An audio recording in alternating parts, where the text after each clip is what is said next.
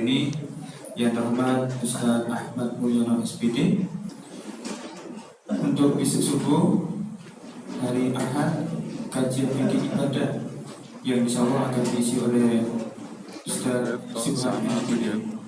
Lalu informasi selanjutnya kami mengirim. Sekian. Assalamualaikum warahmatullahi wabarakatuh. Kepada yang hormat Ustaz Ahmad Mulyono SPD, waktu dan tempat kami haturkan.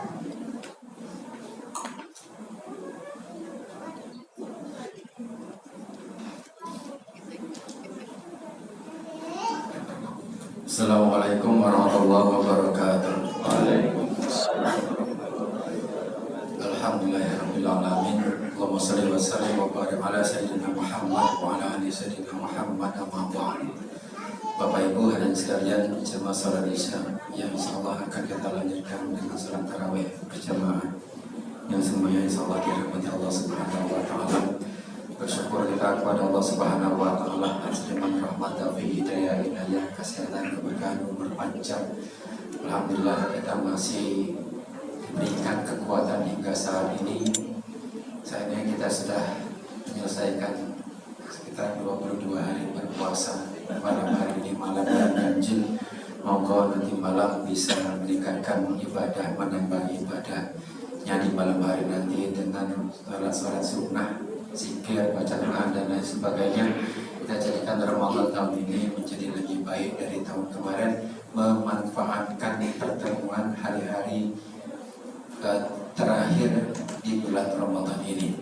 Salawat dan salam mudah-mudahan senantiasa tercurahkan pada junjungan kita Nabi Muhammad sallallahu alaihi wasallam. Mudah-mudahan kita senantiasa mendapatkan syafaatnya di hari kiamat nanti. Amin Allahumma amin. Bapak Ibu hadirin sekalian jamaah rahimakumullah. Suatu ketika Imam Al-Ghazali bertanya kepada murid-muridnya, yang mana pertanyaan itu merupakan nasihat yang termaktub dalam karangan beliau kitab Ihya Ulumuddin. Imam Al-Ghazali memberikan pertanyaan kepada murid-muridnya. Pertanyaan yang pertama, wahai muridku, apa yang paling dekat dengan kita di dunia ini? Murid-muridnya kemudian menjawab, yang paling dekat dengan kita di dunia ini adalah orang tua kita, sahabat kita, kerabat kita, bahkan ada yang menjawab guru kita. Kemudian Imam Al-Ghazali menjawab, betul, bahwa yang dekat dengan kita di dunia ini adalah guru kita, orang tua kita, sahabat kita, saudara kita. Tetapi yang paling dekat dengan kita di dunia ini adalah kematian. Ini yang disampaikan oleh Imam Al-Ghazali, bahwa yang paling dekat dengan kita ini adalah kematian. Kullu nafsin dha'iqatul maut. Setiap yang bernyawa itu pasti mengalami kematian. Dha'iq itu mencicipi, pasti akan mengalami. Wa innamat tuwaffawna ujurahum yaumal qiyamah. Dan pahala kita itu nantinya akan disempurnakan oleh pada hari kiamat nanti. Kemudian setelah disempurnakan, siapa yang akan beruntung? Faman zuhziha 'anil nar wa udkhilal jannah faqad faz. Orang yang beruntung, kata Allah dalam Al-Qur'an, adalah orang yang dijauhkan dari api neraka dan kemudian ia dimasukkan ke dalam surga. Itulah orang yang beruntung. Bapak Ibu dan sekalian jamaah rahimakumullah, bicara kematian ini merupakan sesuatu yang sangat misteri. Kita tidak tahu umur kita ini berapa. Walaupun dalam hadis Rasulullah sallallahu alaihi wasallam menyatakan bahwa umatnya itu antara sab'ina wa sittina wa sab'in, di antara 60 dan 70 tahun. Ada yang kemudian diwafatkan oleh Allah ketika dalam kandungan, tetapi ada juga yang diberikan umur panjang sampai dia dalam keadaan pikun. Bahkan kematian yang kita lari daripadanya, kematian itu pun akan menemuinya. Qul inna tafiruna fa innahum mulaqikum. Katakanlah, kematian yang kamu lari daripadanya, maka kematian itu akan menemuimu. Suatu ketika Nabi Sulaiman alaihissalam sedang mengadakan pengajian bersama dengan murid-muridnya dan sahabatnya. Kemudian datang seseorang, yang mana seseorang yang tertuju kepada salah satu sahabatnya Nabi Sulaiman. Kemudian sahabat Nabi Sulaiman ini berkata kepada Nabi Sulaiman, wahai Nabi Allah, siapakah yang datang itu? dijawab oleh Nabi Sulaiman bahwa yang datang itu adalah malaikat maut. Gemetar sahabat Nabi Sulaiman ini, dia sangat ketakutan sekali. Wahai Nabi Sulaiman, dia menatapku begitu tajam dari tadi, dia menatapku begitu sinis. Aku khawatir dia akan mencabut nyawaku. Maka perintahkanlah kepada angin untuk membawaku pergi jauh dari tempat ini. Akhirnya Nabi Sulaiman memerintahkan angin untuk membawa sahabat ini jauh pergi dari situ. Kemudian setelah dibawa jauh oleh angin, maka di suatu tempat tertentu, di tempat yang jauh, kemudian malaikat maut sudah menunggu di sana, dan akhirnya nyawa sahabat Nabi Sulaiman ini tetap dicabut oleh malaikat maut. Apa yang dikatakan oleh Nabi Sulaiman kepada malaikat maut? Wahai malaikat maut, apa yang kau lakukan kepada sahabatku itu? Kata malaikat maut, wahai Nabi Allah, sesungguhnya aku diperintahkan untuk mencabut nyawa sahabatmu ini. Tetapi aku bingung, tempatnya itu bukan di sini, tetapi tempatnya itu jauh dari sini. Dan kebetulan sahabatnya ini meminta untuk dibawa oleh angin di tempat yang jauh, dan ternyata di sanalah tempat ia menemui ajalnya. Ajal banyak seseorang yang tidak tahu. Ada kalimat yang indah kalau kita perhatikan di dalam doa selamat, wa taubatan qoblal maut wa rahmatan indal maut wa maghfiratan ba'dal maut. Kita meminta di sana taubat sebelum mati, diberikan rahmat ketika menghadapi kematian, dan diberikan ampunan setelah kematian. Jadi ada 3 item yang kita sampaikan di sana. Di saat kita hidup, kita memohon taubat, kita diterima. Ketika sakaratul maut, kita memohon diberikan rahmat oleh Allah, dan kemudian diberikan ampunan ketika kita sudah menghadap Allah Subhanahu wa taala. Kemudian yang kedua yang disampaikan oleh Imam Al-Ghazali kepada murid-muridnya, apa yang paling jauh di dunia ini? Murid-muridnya menjawab, wahai guru, yang paling jauh itu adalah negeri Cina. Yang paling jauh itu bulan. Betul kata Imam Al-Ghazali, yang paling jauh itu negeri Cina, yang paling jauh itu bulan. Sejauh-jauh negeri Cina, sejauh-jauh bulan, ternyata bulan sudah ada yang mendarat di sana. Tetapi yang paling jauh kata Imam Al-Ghazali ini adalah masa lalu. Masa seseorang yang tidak akan pernah kembali kepada masa itu. Dulu kita pernah duduk di bangku SD, SMP, SMA, kemudian di perguruan tinggi dan lain sebagainya. Maka itu adalah masa lalu, masa seseorang yang tidak akan pernah kembali kepada masa itu. Ada kata-kata dalam mahfuzat yang mengatakan lantar ji'al ayyamul lati madat, tidak akan kembali hari-harimu yang telah lalu. Maka kita jadikan hari-hari kita ini menjadi lebih baik lagi dari hari-hari yang telah berlalu. Kita ciptakan khususnya ketaatan kita ini menjadi meningkat di sisi Allah Subhanahu wa taala. Kemudian pertanyaan yang ketiga yang disampaikan oleh sang imam kepada murid-muridnya, apa yang paling besar di dunia ini? Murid-muridnya menjawab, wahai guru, yang paling besar itu adalah bumi, yang paling besar itu adalah gunung, yang paling besar itu adalah langit. Kemudian dijawab oleh Imam Al-Ghazali, betul, yang paling besar itu adalah bumi, gunung, langit. Tetapi yang paling besar itu adalah hawa nafsu yang disampaikan oleh Imam Al-Ghazali. Ternyata hawa nafsu itu yang paling besar. Ketika akal dan nafsu ini diciptakan, akal kemudian ditanya oleh Allah, wahai akal, siapakah aku? Maka akal menjawab, wahai Allah, aku adalah hambamu dan engkau adalah Tuhanku.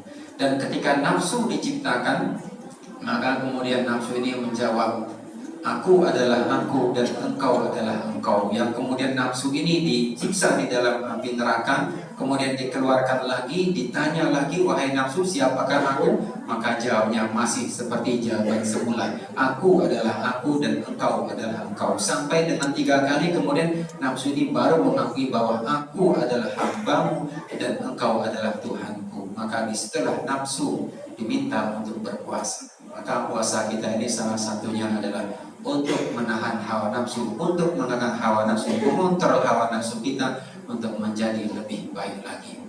Kemudian pertanyaan yang keempat, apa yang paling berat di dunia ini? Kata murid-muridnya menjawab, baik guru, yang paling berat di dunia ini adalah batu. yang paling berat di dunia ini adalah besi. Betul kata sang imam. Yang paling berat itu batu, yang paling berat itu besi. Tetapi yang paling berat itu adalah mengemban amanah. Satu orang menjalankan amanah. Ternyata amanah ini Bapak Ibu adalah sesuatu hal yang berat. Walaupun itu hanya setingkat RT, ya, harus mendata, harus ketika ada bantuan maka itu harus hadir dan lain sebagainya. Bahkan di dalam Al-Quran dinyatakan Allah sudah menawarkan amanah itu kepada langit, bumi dan gunung, tetapi mereka menolak semuanya. Siapa kemudian yang sanggup menjalankan amanah? Maka yang sanggup menjalankan amanah ini adalah manusia. Bagi kita yang diberikan amanah, mari kita jalankan dengan sebaik-baiknya. Jangan sampai kita mengkhianati apa yang sudah diamanahkan kepada kita semua. Jangan sampai kita menjadi orang yang munafik, orang yang mengkhianati amanah tersebut. Kemudian pertanyaan kelima yang disampaikan oleh sang imam, apa yang paling ringan di dunia ini? Murid-muridnya yang menjawab, wahai guru, yang paling ringan itu adalah kapas, yang paling ringan itu adalah debu, yang paling ringan itu adalah daun. Betul kata gurunya, yang paling ringan itu adalah kapas, debu dan daun. Tetapi yang paling ringan itu adalah, kata gurunya, meninggalkan sholat. Ternyata perkara yang ringan itu adalah perkara meninggalkan sholat. Kadang-kadang kita sudah terdengar azan, kemudian pekerjaan nanggung, kadang-kadang kita pilih untuk menyelesaikan pekerjaan. Kadang-kadang orang itu tidak sempat selama setiap hari yang hanya 5 waktu, cukup mengambil yang seminggu sekali setiap Jumat. Orang bijak berkata, kalau mau melihat orang Islam itu lihatlah ketika ia melaksanakan sholat Id, Idul Fitri dan Idul Adha. Itulah sejatinya orang Islam. Tetapi kalau mau melihat orang yang beriman, kalau orang bijak mengatakan, maka lihatlah ketika ia melaksanakan sholat subuh. Sholat subuh itu adalah sesuatu yang berat, tetapi pahalanya begitu besar di sisi Allah Subhanahu wa Ta'ala. Seolah-olah dia sholat semalam penuh, dan sholat isya yang kita lakukan akan diganjar oleh Allah dengan sholat separuh malam. Bapak Ibu jamaah rahimahullah, berbicara mengenai sholat 5 waktu itu seperti 5 jari kita ini. 5 jari kita ini yang mana 4 ini berdekatan, dan yang 1 ini berjauhan. Jempol ini adalah mewakili sholat subuh, di mana antara sholat subuh dengan siangnya sholat zuhur ini jaraknya juga sangat berjauhan. Zuhur itu dimulai jam 12, kalau subuh itu sekitar jam 4:30, sehingga jam 4:30 kita sudah siap-siap untuk melaksanakan sholat subuh. Antara subuh dengan zuhur ini jaraknya cukup jauh. Zuhur sekitar jam 12, kemudian antara zuhur dengan asar juga jaraknya berdekatan. Asar sekitar jam 3, kemudian asar ke maghrib jaraknya juga berdekatan. Asar sekarang, maghrib sekarang saat ini sekitar pukul 6 kurang, dan dari salat maghrib ke isya ini juga berdekatan, isya sekitar jam 7. Maka yang jempol kita ini adalah mewakili salat subuh, di mana jari-jari yang keempat ini berada berdekatan, yang berarti jarak antara 4 waktu salat zuhur, asar, maghrib dan isya ini berdekatan. Ini menandakan di antara mengisyaratkan yang jari yang ada di tubuh kita ini. Kemudian yang terakhir yang ditanyakan oleh sang imam adalah apa yang paling tajam. Kemudian murid-muridnya menjawab, wahai guru, yang paling tajam itu adalah pedang, pisau. Bukan, kata gurunya, yang paling tajam itu adalah lidah, lisan kita. Kalau tubuh kita terkena pisau, mungkin dibawa ke klinik, ke dokter ataupun ke rumah sakit seminggu, 2 minggu, bahkan 1 bulan itu bisa garing dan bisa sembuh. Tetapi ketika lisan menyakiti hati, seminggu, 2 minggu, sebulan, 2 bulan, maka itu tidak akan pernah sembuh. Akan selalu ingat apa yang disampaikan, akan selalu ingat ketika ia disakiti tersebut. Maka salah satu ciri orang yang beriman adalah falyaqul khairan aw liyasmut, yang berkata yang baik. Kalau tidak bisa berkata yang baik, maka hendaklah diam. Maka di saat ini yang mewakili lisan kita itu adalah jari-jari kita ini. Ketika ada suatu komentar, kemudian kita ikut berkomentar, yang komentar itu menyakiti perasaan orang lain, maka jari kita ini telah mewakili lisan kita. Oleh karena itu mari kita menjaga lisan kita untuk selalu berbicara yang baik. Ketika orang disakiti, mungkin orang itu akan memaafkan, tetapi apa yang disakiti itu akan selalu diingat dan tidak akan pernah hilang. Oleh karena itu, marilah kita selalu menjaga hubungan baik antara sesama manusia. Jadi apa yang disampaikan oleh Imam Al-Ghazali, yang dekat itu adalah sebuah kematian, yang jauh itu adalah masa lalu, yang besar itu adalah nafsu, yang berat itu adalah menjalankan amanah, yang ringan itu adalah meninggalkan sholat, dan yang terakhir yang tajam itu adalah lisan kita. Mudah-mudahan kita bisa mengambil hikmah dari nasihat Imam Al-Ghazali ini untuk kita terapkan dalam kehidupan kita sehari-hari. Mudah-mudahan bermanfaat. Kurang dan lebih mohon maaf. Billahi taufiq wal hidayah. Wassalamualaikum warahmatullahi wabarakatuh.